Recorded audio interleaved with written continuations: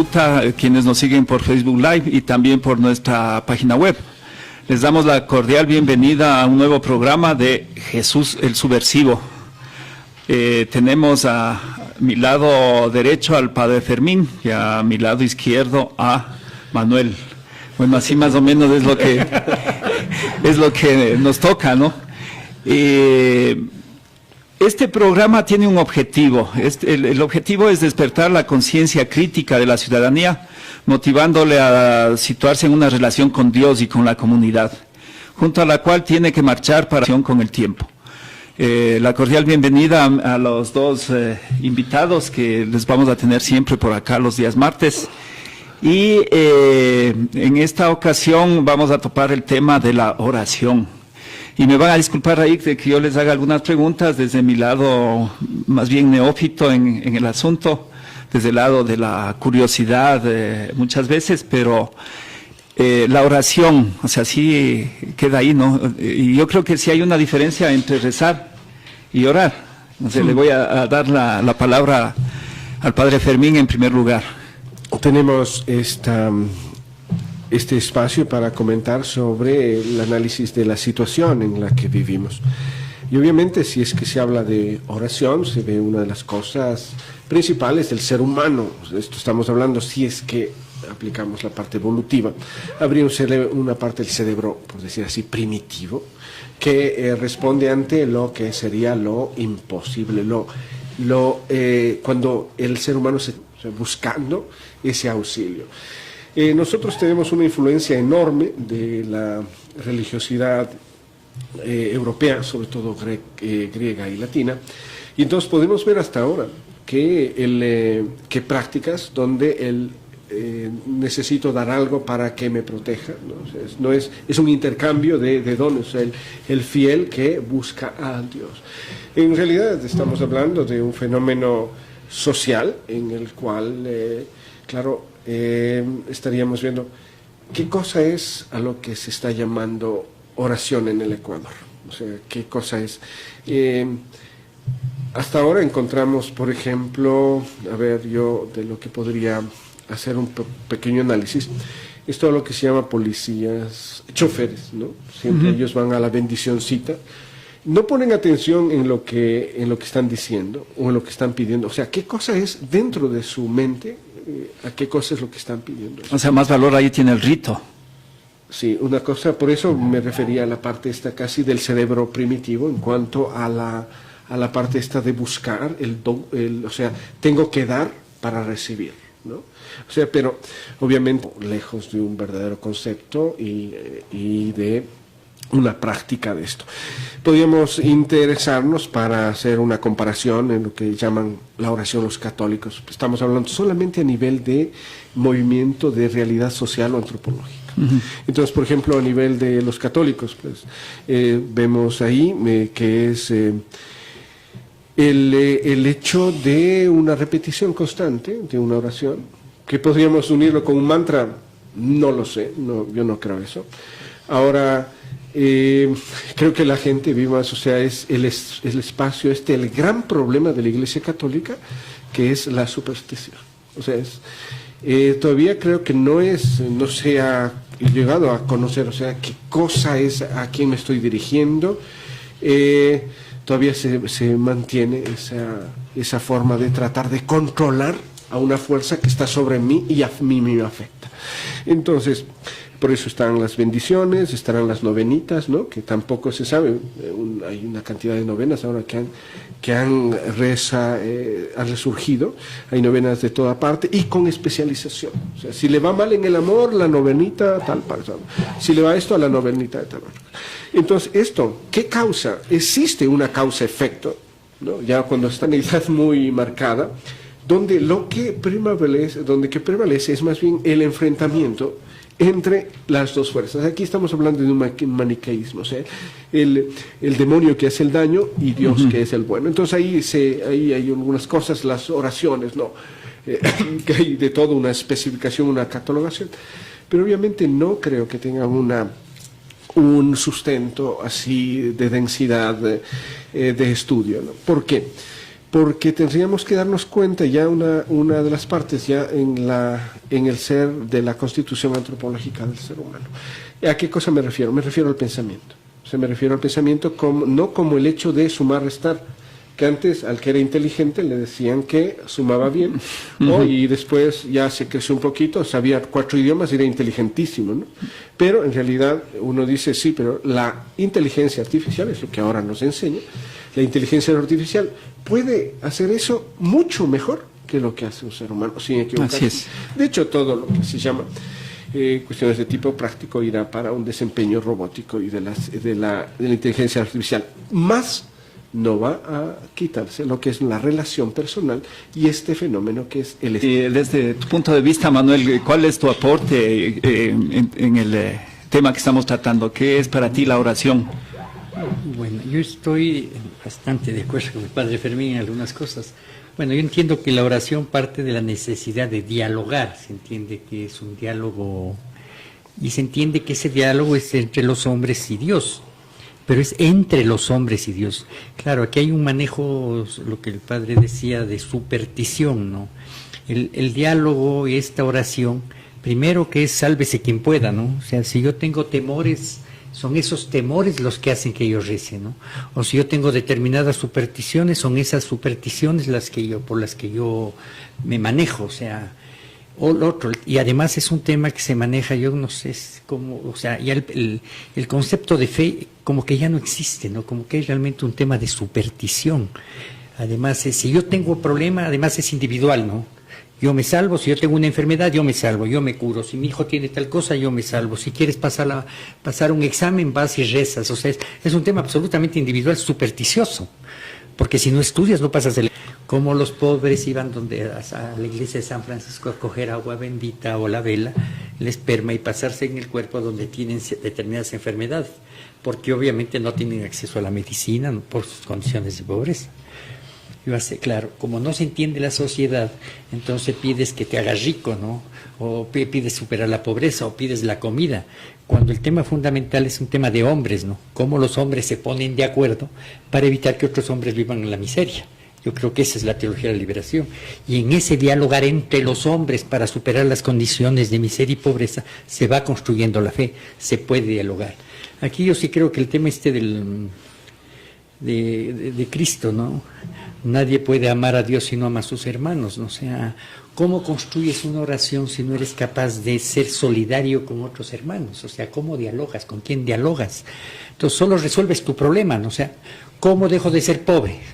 Cuando la única posibilidad de dejar de ser pobre es luchar con los otros hombres contra las condiciones adversas o de explotación social que existen. Y entonces ahí caemos en la superstición y en el manejo, yo sí creo, doloso de todas las sectas religiosas, de los católicos y de las sectas religiosas en general. Poder, el del no sé qué. Lo que tú decías, en la Merced hay un santo que cura a las madres, a las embarazadas, hay otras que curan, o sea, hay para todo, ¿no? El dios del árbol. Especialidades. El dios de la nube, pero que a la larga se han convertido en verdaderos negocios, aprovechándose de esta superstición y del miedo que se genera, donde realmente se ha perdido el concepto de fe y el compromiso con ese hombre, con ese Dios que dicen tenerlo, que la única posibilidad de hacerlo vivo, de hacerlo real, es comprometiéndose con los hombres. Oye, pero hay sectores, digamos, los evangelistas, ellos hacen su oración y ellos dicen que lo que se pide con fe, y precisamente los evangelistas también cuestionan todo esto. No hay que rezarle al Jesucristo, no hay que rezarle a la estatua, que eso es un palo, que eso es obra del demonio y demás. Ellos también hacen a su manera la oración y ellos dicen que es una oración espontánea. Mira, pero ahí tenemos que tomar en cuenta que ellos no han decidido eso. O sea, si uno va a preguntarles ya por qué dicen eso, ellos no te darían una buena punto. O sea, no tienes dogma de fe, se acabó. Entonces, pero no te olvides que desde la... Pero supuestamente ellos hacen una oración mucho más espontánea. Sí, o sea, el espontáneo... Supuestamente, sí, aunque yo encuentro ahí elementos que son también repetitivos, o sea, ya es una forma de hacer oración. Lo que yo me refiero es que estás supeditado por una forma, digamos así, típica. Ahora, mira, yo lo que quisiera también aumentar a lo que dice, bueno, es que la oración como un diálogo, ya, pero nosotros como seres humanos, ¿cuándo aprendemos a dialogar? Porque se pensaría que es casi como espontáneamente, o sea, el diálogo nace de espontáneo. Y cuando, si es que realmente nos reconocemos, pues el dialogar es un arte. O sea, y si no sabemos dialogar entre nosotros, lo que decía Manuel, ¿cómo vamos a decir que podemos dialogar con un ser que está más allá de... Algo etéreo. Sí, o sea, y lo que decía también Manuel es una de las cosas que el Papa Francisco lo retomó con una fuerza especial, precisamente con el tema de la oración, con este último documento, solamente en lo que es su individualidad, o sea, sin esta forma de la expresión propia de la comunidad. Él, yo ahorita no lo cito literalmente, pero la idea es que tu oración, para que sea verdadera, tiene que estar al servicio de la comunidad y para el desarrollo social de la misma. Entonces, esto es una cosa clarísima que va a romper la individualidad. Ahora, aquí mantenemos esto del diálogo. O sea, en unas sociedades como las que nosotros vivimos, necesitaríamos hacer primeramente unos cursos para que la gente comience a conversar. Y después de eso, o sea, ¿qué cosas? De lo contrario, nos encontramos como el fenómeno que tú señalas y que yo, claro, cuando te estás celebrando la Eucaristía y te pasan la lista de intención, la misma persona reza por la Virgen del Quinchi, la Virgen de Baños, la Virgen de Huiconro, la Virgen del Cisne, la Virgen, o sea, dices, ¡ey! Pero, ¿qué cosa es lo que ellos dentro están pensando, ¿no? O sea, hay la certeza de la presencia, en este caso, de la Virgen María, o sea, la trascendencia a la idea, a la presencia, cosa que es importantísimo, porque mira, si es que, y esto es un concepto muy de una teología moderna, no, o sea, que viene del Vaticano II, el sacramento, ponerte una cosa así fuerte, no te lleva a conocer al Dios que está hablando en las Sagradas Escrituras, no te serviría las Sagradas Escrituras. Y lo interesante es que el Vaticano II lo utiliza esto para la Iglesia. O sea, si es que la Iglesia no te va a llevar, o sea, a conocer a Dios tal como es, pues uno habría que pensarse qué tipo de iglesia estás. O sea... Pero entonces aquí, a ver, estamos hablando de la oración. Pero oración hay en distintas religiones y en distintas facciones del cristianismo mismo, o religiones cristianas, digamos. Pero igual también rezan los musulmanes, me supongo. No todas las y ahora con los conflictos recientes, me supongo que los musulmanes estarán rezando por una cosa y los cristianos que le están apoyando a Trump estarán rezando por otra cosa. Entonces... ahí yo no entiendo bien, y discúlpenme porque yo les dije, voy a plantearlo así, ¿no? Desde un neófito, discúlpenme. Entonces, ¿para qué mismo sirve la religión y la oración? Bueno, se entiende que hay un manejo, yo sí creo, bastante doloso de cómo se ha ido utilizando estos elementos como la religión como un elemento ideológico de dominación, ¿no? Más que como un problema de fe. Es realmente un instrumento de dominación. Claro, hay muchas religiones en el mundo y se entiende que la católica es una de las grandes religiones del mundo. Parte del diálogo es entender otros hombres, también otras culturas. Pero si no somos capaces de entendernos nosotros mismos, claro, cuando uno camina, o sea, uno se pone a ver, o sea, este cristianismo dogmático, supersticioso que nos han venido imprimiendo, ¿realmente es el cristianismo de ese Jesús de Nazaret? O sea, ¿tiene algo que ver? Porque además yo entiendo que aquí se maneja la Biblia como un dogma, ¿no? Se entiende que es la construcción en esa época de un caminar de un profeta, Dios, Cristo. ¿Por qué no seguimos caminando, construyendo historias? Porque hay misión de otros profetas, ¿no? Bueno, Proaño, el del Cámara, una cantidad de... Yo creo que existe, o sea, el camino existe, está hecho. Ahora, mira, por ejemplo, también aquí yo rescataría una cosa importantísima de la enseñanza de la Iglesia Católica, del catecismo, de la enseñanza oficial, ¿no? El catecismo de la Iglesia Católica. Ahora, lo que pasa es que necesita explicación, el catecismo, es metafórico. O sea, te trata de enseñar cosas, por ejemplo, te va a decir, ¿no? Al tratarse de la oración, te va a decir que es a ver, tenía anotado aquí precisamente para no, esta forma de dirigirte el corazón a Dios, la conciencia a Dios, aquí lo teórico. O sea, ¿qué cosa sería un impulso de un corazón? Obviamente estamos hablando de a qué cosa le estamos llamando concretamente corazón en ese caso. Le estaríamos llamando a lo que se dice la conciencia, le estaríamos llamando a lo que se dice ¿cómo se llama esto? La motivación interna. Bueno, no, o sea, no se precisa exactamente porque es una enseñanza, digamos así, para poder presentarla, ¿no? Ahora, es metafórico. Es metafórico. En este caso, sí se puede aprovecharla en cuanto al sentido de presencia. O sea, el sentido de presencia es muy importante para la oración. Y a diferencia de las otras cosas, eso es lo que, a diferencia de las otras formas de religión. Yo estoy de acuerdo, pero el problema es cómo construir realmente ese caminar con los nuevos profetas de otras nuevas realidades. Porque en las sectas y en todos lados siempre te ponen como referente lo que ya pasó. ¿Sí? No lo que estamos viviendo, claro. ¿Quiénes son los fariseos ahora? ¿Quiénes son los que generan el pecado social? O sea, como que eso se pone de lado y siempre te hablan de una cosa de afuera. Por lo tanto, la propia iglesia solamente se convierte en repetir como cacatúa un rito, ¿no? En sí mismos tú podrías profundizar, o sea, tú podrías preguntar, eso es lo que va a caracterizar a la Iglesia Católica. O sea, el rito no está mal, lo que es la repetición sí, pero a lo que yo me refiero es concretamente, como vamos a explicarlo también con una metáfora de Chesterton, o sea, es decir, la Iglesia, decía Chesterton, te obliga a que inclines la cabeza, no a que te quites la cabeza, que te cortes la cabeza.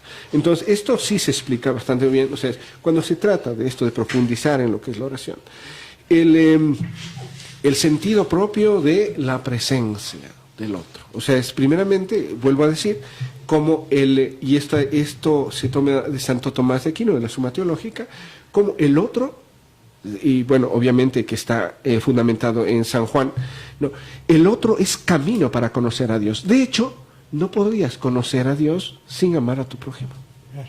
Claro, si ahora, no hay comunidad, ¿cómo oras? Si no hay comunidad, ¿con quién rezas? Cuando estás en una sociedad donde tu vecino es desconocido, donde ya no hay comunidades, ¿de qué estamos hablando? En los templos hoy realmente existen comunidades. Pero la oración, creo que la persona puede asumirla por sí mismo. Pero la oración perchería. Si yo rezo, me curo. No, eso estamos claros, eso está ya desvirtuado. La gente tiene responsabilidades individuales, por eso ora, pero también tiene responsabilidades sociales, tiene que aprender a orar y realmente dialogar con comunidades y construir comunidades. Para eso se hablaba de las comunidades eclesiales de base, me acuerdo hace algún tiempo, de las comunidades primitivas. Si no tienes la comunidad para dialogar, ¿con quién dialogas? Porque además del dialogar también puedes gritar gritos estentorios de reclamo. Pues hoy lo que están haciendo con lo que vos decías, los compañeros musulmanes, tienen derecho también a gritar y protestar, es parte del diálogo. Reclamar lo que pasa. Lo de octubre yo creo que es parte también del pueblo cristiano. Dar gritos estentorios al cielo para reclamar lo que le pasa en la tierra. O sea, también es parte de la oración. Claro, tienes ahí este problema absolutamente de actualidad, no solamente con las otras religiones, sino aquí mismo nosotros, con la generación de los jóvenes ahora. O sea, tú estás en un ciberespacio, ellos viven allí. O sea, todo lo que tienen sus referentes dentro, o sea, cómo conciben el mundo y los eventos del ciberespacio. Ahora, esto te lleva a buscar lo que se llama el diálogo. ¿Qué es el diálogo? ¿Para qué? No existe, pero primeramente establezcamos qué cosa es el diálogo. Ahora, si es que el diálogo me enseña una autoridad o cualquiera de eso, que es el grito, o el mismo papá o la mamá, que es el grito impositivo, esa persona no rezará nunca. O sea, no habrá verdadera oración ahí nunca, porque no se va a abrir al otro. De acuerdo. El diálogo también, por eso es comunidad. El diálogo implica compartir, ponerse de acuerdo, llegar a... Porque claro, no dialogas con por lo que decía el Guillermo. O sea, una vez algún compañero decía, por ejemplo, Dios puede estar en los que matan, que Dios sea permisivo, ese tipo de cosas, pero Dios sí debe estar en el amor, pero debe estar más bajo esta concepción de construir otro tipo de espacios. El tema aquí se presta para otras cosas, ¿no? Porque cuando ya hablamos de la influencia del mal, ahí tendríamos que definir qué cosa es el mal, porque tú ahí estás hablando de una cuestión que además cuando uno ya se centra en el estudio de aquella persona que ha actuado de esa manera u otra, vas a encontrar cosas, o sea, lo que te he enseñado, por ejemplo, a ver, no sé si es que lo vieron esta saga que fue protagonizada por Anthony Hopkins, comenzando por Silencio de los Corderos, El Dragón Rojo, ¿no? Ahí lo que te indica es que siendo una persona así, con una, o sea, ahí se trata de un asesino en serio que se llama Buffalo Bill, ¿no? A él, matar a las personas no era su objetivo, es un daño colateral. Él lo que quería es construirse un vestido para verse bien. O sea, mucho más fuerte, mucho más fuerte. Ahora, en cuanto a la oración verdadera, que es el tema que nos trae, creo que se puede aprender muchísimo, obviamente, de las Sagradas Escrituras, también del Catecismo. O sea, por ejemplo, esas partes donde dice las alas, va a citar, me parece que es el profeta Isaías, dice, tú eras mi hijo a quien te llevaba sobre mis alas. Pero le lleva un momento nomás sobre sus alas. Después él mismo tiene que comenzar a volar. Es una metáfora genial, ¿no? Que me va a indicar, por ejemplo, qué cosa es esto, a qué cosa se está refiriendo. Y claro, luego el gran mensaje del pasar de la murmuración a la conceptualización, que esto me parece uno de los pasos más grandes que ha dado la humanidad, ¿no? En cuanto a qué pasa con el pueblo de Israel cuando le sacan de Egipto y va a pasar peripecias. O sea, aquello que deberían, o sea, están sufriendo. Después van con cuchicheos, dice, Moisés no tiene que decirles, Dios ha escuchado lo que estaban murmurando, ¿no? Entonces, que se vuelva eso palabra. Nosotros, como seres humanos también, ¿cómo? Desde nuestra aflicción, como dice un salmo, tenemos que convertirlo, eso en palabras. O sea, tenemos que hacer este trabajo que es absolutamente vital de la dignidad humana, el pensamiento. O sea, no existiría, obviamente, oración verdadera sin el pensamiento. Y aquí sí podemos decir que el camino para el pensamiento está en la lectura o en el poder escuchar, que también es una actitud básica para todos los israelitas y todos los que creen en Dios. Entonces, escucha Israel, que además parece ser que es el primer mandamiento, ¿no? Antes que todos los otros. Se puede superar lo que sería la superstición, desde la superstición ya al uso de la dignidad de la persona por medio de la razón. ¿Qué es? No sé, para ponerte un ejemplo también de una película que es la de El Perfume, no sé si tú te acuerdas, ¿no? Una película que nos va a enseñar de un asesino nuevamente. A él quería ser el mejor perfume. O sea, sucede que los mejores aromas que encontraban de las chicas son daños colaterales, imagínate lo que estoy diciendo, pero o sea, esa es la mentalidad que tenía él, ¿no es cierto? O sea, y desarrolla un perfume de tal manera que es absolutamente impresiona a todo, ¿no? Tanto que le vuelven esa forma propia del amor que le vuelven a consumir en absoluto, ¿no? Él, en una parte aparece ahí un cardenal, me parece, un obispo, que aparece ahí, dice, sí, padre, está muy bien que haga eso, pero nosotros vamos a cuidarle, tenemos que poner guardias, tenemos que hacer esto. ¿Cuál es la oración verdadera? Y yo creo, la que va a decir esto, o sea, y además lo dice, yo creo que siguiendo todo lo que es la línea de la ilustración, ¿no? O sea, dice, Dios ya te ha ayudado dándote la inteligencia que debes utilizar. De acuerdo, en esa lógica, claro, me parece, claro, nos da la inteligencia. El tema es cómo romper todas estas supersticiones, estos miedos y entender realmente lo que es la vida, para sobre esa base saber amar. Nuestros hijos, nuestra gente debe saber amar, saber jugar, saber recrearse, saber compartir, pero para saber eso tiene que estudiar, tiene que formarse, Dios le dio inteligencia. No puede ir con los mitos y los dogmas y no, o sea, no puede ser, no puede ser un racista, no puede, o sea, por concepto. El Evangelio tiene principios fundamentales, el amor, el respeto, la dignidad. Un cristiano para dialogar, es decir, para orar, necesita entender lo que pasa en la vida. O sea, no es la Biblia la que le da el conocimiento. En la Biblia se dice, Dios te da el conocimiento. Tienes un mundo alrededor que se ha desarrollado la ciencia, aprópiate de eso para que generes un mundo mejor y dialogues y construyas otra cosa. Debo decir mucho de esto que se ha estudiado, porque hay muchos tratados, ¿no? utilizan todo tipo metafórico. Te cito lo de Santa Teresa con respecto a la oración, que me parece también interesante. O sea, que dice, me parece que, sí, me parece, es el jardinero, ¿no? Me parece que es el jardinero, y ahorita ya comencé a dudar porque no tengo la cita.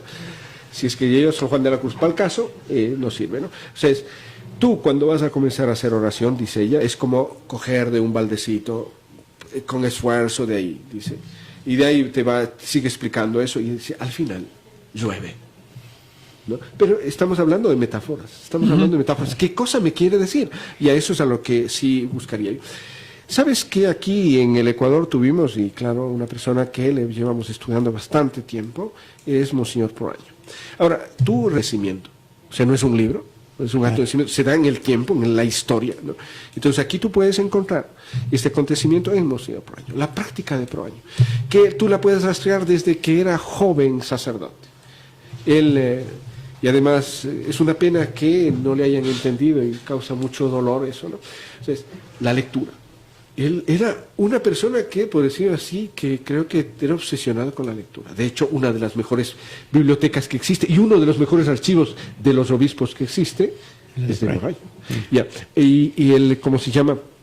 Y después de eso, la escritura. Entonces, y esto lo puso, por eso era interesante recuperar todo lo que es la memoria de Proaño en Ibarra, ¿no? El diario La Verdad, para escribir. Mientras que tenías la librería Cardín, ¿no? para leer. O sea, él importó libros para que se pueda leer. Esta práctica yo creo que está presente en todas partes, inclusive San Bonifacio en el siglo VIII, me parece que es, sí, 8 o 6. Bueno, él introduce el monaquismo en los países norteeuropeos, los alemanes. ¿Y cómo predica él? Es el libro. O sea, nosotros no creo que tenemos otro camino más que enseñar a los intereses a aparecer. Bueno, lamentablemente, como siempre, el tiempo es el enemigo de nosotros, digo porque luego viene otro programa inclusive. Para finalizar, quisiera, de parte del Padre Fermín, que nos dé un mensaje, que le diga a la gente cómo orar y por quién orar en este momento. Pero antes, ¿tú me permites una cosita? Yo creo lo que tú decías. Yo creo que una de las personas más consecuentes, por ejemplo, en el término de orar, es este famoso pedagogo Paulo Freire. ¿Sí? ¿Cómo construyes nuevos hombres? A través de la lectura, del conocimiento, de la crítica y en el compromiso histórico de cada uno de sus países por cambiar. El tipo oraba, construyendo, haciendo pedagogía, generando hombres nuevos. Eso es orar, eso es dignidad. Sí, nuevamente estamos ante lo que la idea basilar, que es el diálogo. O sea, ¿cómo tú puedes dialogar con alguien que tiene una sola idea fija? Lo único que vas a hacer es confrontarte. O sea, para poder dialogar necesitas. Hoy escuché una pregunta que me parece que la película se llama Steve Wonder o Wonders. Es una película interesante donde se trata la vida de un niño que tiene un problema, ¿no? Y cómo va a llegar con los demás. Entre la cortesía y la justicia, tienes que elegir la cortesía. Una cosa que a mí me pareció, ¿cómo se llama? Pero ¿qué cosa estoy escuchando? Y obviamente no lo entiendo muy bien. Tiene su fundamento. Tiene su fundamento en la propia forma de estar con el otro. O sea, tú no rompes, estamos hablando, la frase es interesantísima y bien construida. En los casos que puedas. Ya. Entonces, en los casos que puedas, porque habrá cosas en que no puedes. Y ahí es otra cosa, estamos hablando de otra cosa. Pero en los casos que puedas. Mira tú, para no romper el diálogo. Y luego tú tienes toda una enseñanza del magisterio, cosa que cuando uno oye a los pastores, claro, después me van a pasar factura a mí, pero cuando uno oye a los pastores y que ve que no citan, por ejemplo, a Pablo VI con el diálogo, es un maestro del diálogo Pablo VI. Uno dice, ¿por qué no lo citan? O igual cuando uno ve que está fragmentado el pensamiento de Francisco, el Papa Francisco. Parece que al Pablo VI no le citan por eso, porque dicen que era uno de los papas más más cristianos que ha habido, por decir algún término, más solidarios, Más más papas. consecuente con el pensamiento bíblico, ¿no? O sea, tú para la pregunta esto de la oración. La oración es un sentido de presencia. Vamos a poner un ejemplo que puede ayudar a ilustrar para las personas que quieran orar. Es la experiencia del padre que lleva, o la abuelita, o el abuelito, o la abuelita, o la mamá que lleva al guagua por primera vez a una iglesia, ¿no? Por si acaso esta experiencia no es que sea la común, no creo que existe, pero al menos unas 2 generaciones, que a la que yo pertenezco, pues es la que nos enseñaron. Nos llevaban de la mano y nos explicaban qué era la iglesia. Nos decían, mira, aquí está esto, y luego nos decían, verás, aquí vienes para rezarle a papá Diosito, literal. Y entonces nos poníamos ahí los niños, y esto es increíble, o sea, tú te pones ahí, el niño se pone a rezar, a rezar. Y ya, esta experiencia después se va contaminando con nuestras sociedades, que son absolutamente fragmentadas entre lo que se dice y lo que se hace, entre lo que se dice y lo que se siente. Es terrible, se daña esa experiencia. Pero después sí puedes recuperarla, o sea, podrías recuperarla desde el amor. O sea, con ya eso, cuando tú te interesas por alguien, ¿no? Entonces sí tenemos a alguien que vale la pena citarlo, un Amuno, ¿no? Que es uno de los... Y esta frase al menos se la cita en muchas partes. Él cuando tiene a su esposa, me parece que está muy grave en el hospital, él dice, lo que negaba con la razón, lo entre esta forma gélida de un pensamiento que hemos dicho que puede ser reemplazado por la inteligencia artificial. Estamos hablando de una presencia, o sea, del ser humano en sí mismo. Y aquí creo que al que tendríamos que prestar atención es a Blas Pascal, ¿no? O sea, él creo que nos daría una guía muy importante ahora para rezar esto de estar en la presencia. O sea, aquí estoy yo y tendríamos que comenzar a quitarnos esos vicios, como es, yo voy aquí para que me soluciones este problema, ¿no? Esto se entiende, por ejemplo, cuando Bernabé Subirú, en el gran lugar de milagros, de oraciones, ¿no? Que es Lourdes, un montón, todavía uno se va ahí, está todo lleno de sillas de ruedas, de muletas y eso. Pero la coincidencia es que cuando Bernabé sufre una enfermedad grave, la Virgen le dice, eso no es para ti. Es que obviamente la oración es una cosa, como decía Teresa de Jesús, de amigos. Si es que la iglesia, si es que todo lo que significa no nos lleva a conocer a aquel que está detrás, creo que estaríamos perdiendo el tiempo. Bien, bueno, yo me quedo entonces con el mensaje de que si vamos a hacer la oración, lo hagamos de corazón. Esperamos la próxima semana ir tratando otros temas. Creo que la audiencia nos está pidiendo otros temas que ya los conversaremos de extra micrófonos. Esperemos que Sí, esto es el último mensaje que necesitamos, precisamente, los temas que vean convenientes para tratarlos, ¿no? Muchas gracias. Les agradezco a toda la audiencia que se ha conectado a Hoja de Ruta. En breves instantes estaremos con Ruta de Letras, con Lucrecia Maldonado. Así es que pendientes, los que están siguiéndonos a través de la página web, sigan conectados con nosotros. A quienes nos siguen por Facebook Live, por favor, conéctense de nuevo en breves instantes. Muchas gracias.